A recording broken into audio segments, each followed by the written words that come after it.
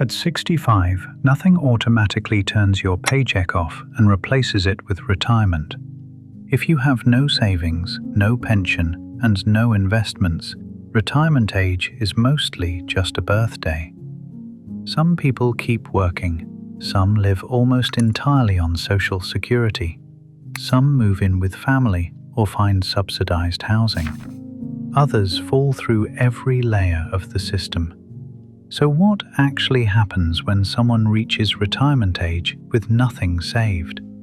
The answer is not one dramatic event. It is usually a survival ladder. Work sits at the top. Social Security comes next. Then housing changes, assistance programs, and family support. The fewer steps available, the harder the landing becomes. And zero savings does not create one identical outcome. A healthy person with a paid-off home and a long work record may scrape by.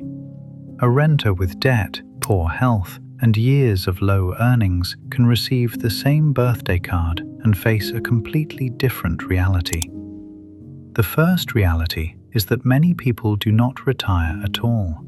They continue working because the monthly bills do not care that they reached a traditional retirement age. A cashier keeps taking shifts. A driver keeps accepting routes. A cleaner keeps working around pain. An office employee stays another year, then another, because one missing paycheck would mean rent does not get paid. There is an important difference between working at 70 and having to work at 70. One can provide structure, purpose, and extra spending money. The other means a bad knee, a difficult manager, or one lost job can become a financial emergency. Continuing to work can still improve the situation. Social Security generally calculates retirement benefits using the highest 35 years of earnings. Another year of decent earnings may replace a year with low earnings or no earnings at all. Someone who has already reached full retirement age can also receive retirement benefits without the usual earnings limit reducing the checks. Work can also delay the moment when a small benefit has to carry the entire household. A few more paychecks may clear a car loan, finish a mortgage, or build the first real emergency reserve the person has ever had. But work is not an unlimited plan. The body may stop cooperating before the budget does. Hours may be cut. Employers may prefer younger workers. Transportation can become harder. A spouse may need care. Eventually, the first rung of the ladder may disappear. That is when Social Security becomes the center of the household. Social Security retirement benefits can generally begin as early as age 62. Starting early produces a lower monthly amount than waiting until full retirement age, and the monthly benefit can continue increasing when someone delays claiming up to age 70. For a person with investments, Social Security may cover part of retirement. For a person with no savings, it may be almost the entire retirement plan. The amount depends heavily on the person's work and earnings history. Someone who worked steadily for decades may receive a modest but meaningful monthly benefit. Someone with low wages, long gaps in employment, or years of work that did not contribute to Social Security may receive far less. Claiming age matters more when there is no portfolio behind the check. Taking benefits early can provide desperately needed income now, but it also locks in a smaller monthly amount. Waiting can improve the future check, but only if some other income can pay the bills during the wait. That is not a simple question of patience, it is a bridge problem. A person with part-time work, a working spouse, or temporary family help may be able to wait. Someone choosing between claiming and missing rent may not have a meaningful choice. This creates two completely different retirements, even when both people have $0 invested. Imagine two people receiving the same monthly benefit. One owns a small home with no mortgage. The other rents an apartment at the current market rate. On paper, their income is identical. In daily life, they are not remotely in the same position. Housing is often the deciding factor. A paid-off home does not make someone wealthy. Property taxes, insurance, utilities, and repairs still arrive. A broken furnace does not care that the mortgage ended 10 years ago. But removing a large monthly rent or mortgage payment can make a small income stretch much farther. By contrast, someone paying market rent may find that housing consumes most of the Social Security check before food, transportation, medication, or electricity are considered. That is why low-income retirement often becomes a housing strategy before it becomes an investment strategy. People downsize. They move to a cheaper town. They share a home with a sibling or roommate. They rent a room instead of an apartment. They apply for public housing, housing vouchers, or senior properties supported through programs such as Section 202. These programs can make retirement possible on an income that would not support market rent. But availability is local. Applications take effort, and a suitable unit may not appear exactly when the crisis begins. The protection move is to investigate housing before the lease renewal becomes unaffordable. Waiting until an eviction notice, hospitalization, or job loss removes most of the good choices. A person approaching retirement with no savings should know 3 housing numbers: the current monthly cost, the lowest realistic cost in the same area, and the cost of the best backup arrangement. That backup may be a smaller apartment, a shared home, or a move closer to family. The next rung is not one program, it is a patchwork. A low-income older adult may qualify for Supplemental Security Income, or SSI, if income and resources fall within strict limits. At age 65 or older, a person does not need to prove disability to meet the age requirement, although the financial rules still apply. Someone receiving SSI may also qualify for other support. SNAP can help with groceries. Medicaid may help with medical costs. Medicare Savings Programs can help eligible people with Medicare premiums and, depending on the program, other cost sharing. Extra help can reduce prescription drug costs. Some states and local governments also offer property tax relief, utility assistance, transportation, meals, or home care programs. The exact list changes by location, which is why a national answer is never complete. None of this creates a comfortable retirement by itself.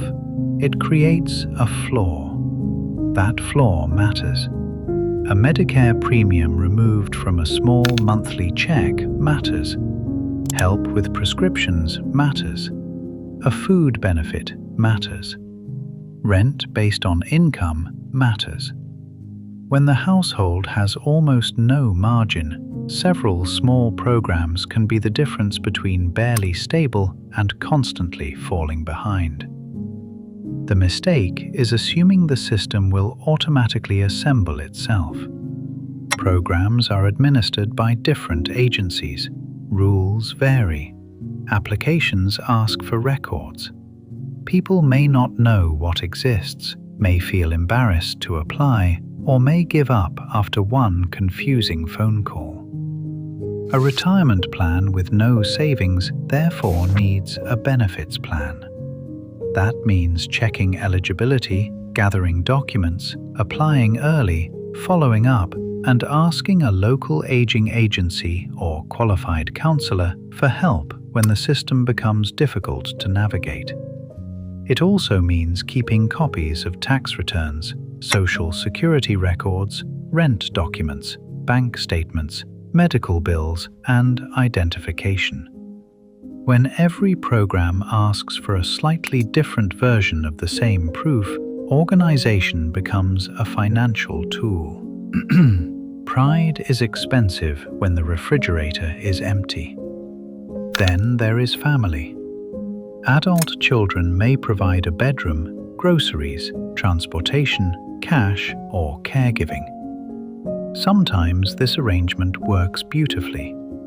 A grandparent helps with children, contributes what they can, and becomes part of a shared household rather than a financial burden. Sometimes it does not. A small house becomes crowded. A son or daughter delays saving for their own retirement. A spouse resents supporting an in-law. Medical needs increase. Old conflicts return. What looked like a temporary arrangement becomes permanent because there is nowhere else affordable to go. The cost does not disappear. It moves from the retiree's balance sheet to the family's. That is why the conversation should happen before a crisis. What help is actually available? Is there room in the home? Who pays for food, utilities, and transportation? What happens if care becomes more demanding? Is the arrangement for 6 months or for the rest of someone's life? Vague family promises feel comforting. Specific agreements protect relationships. The hardest outcome arrives when every rung fails at once. The person cannot work. The social security benefit is small. Rent is high. Affordable housing is unavailable. Family cannot help. Health problems make every task more difficult. That can lead to skipped meals, untreated dental problems, delayed medical care, utilities being shut off, living in a vehicle, unstable housing, or homelessness. Not because the person reached one wrong birthday, but because each layer of protection was too weak to carry the next failure. This is the part of the subject that becomes uncomfortable. People often talk about retirement as though it were a reward automatically delivered after decades of life. It is not. Retirement is the ability to support yourself without depending entirely on continued labor. Age may make you eligible for benefits. It does not guarantee freedom from work, and it does not erase earlier trade-offs. Low wages, caregiving years, illness, divorce, disability, or a lifetime of unstable housing can all arrive at the same retirement date. The final balance may look like a personal failure even when the road there was far more complicated. Now for the part that matters most. What can someone still do if retirement is close and the savings account is nearly empty? First, check the actual Social Security record. Do not estimate from memory. Review the earnings history, correct missing information, and compare the projected benefit at different claiming ages. Second, calculate the minimum monthly life, not the current lifestyle with every expense left untouched. Housing, transportation, insurance, food, utilities, and debt decide whether the benefit can work. Third, treat housing as an urgent planning decision. A cheaper apartment found calmly is better than a desperate move after income falls. Apply early for programs that may have limited local availability.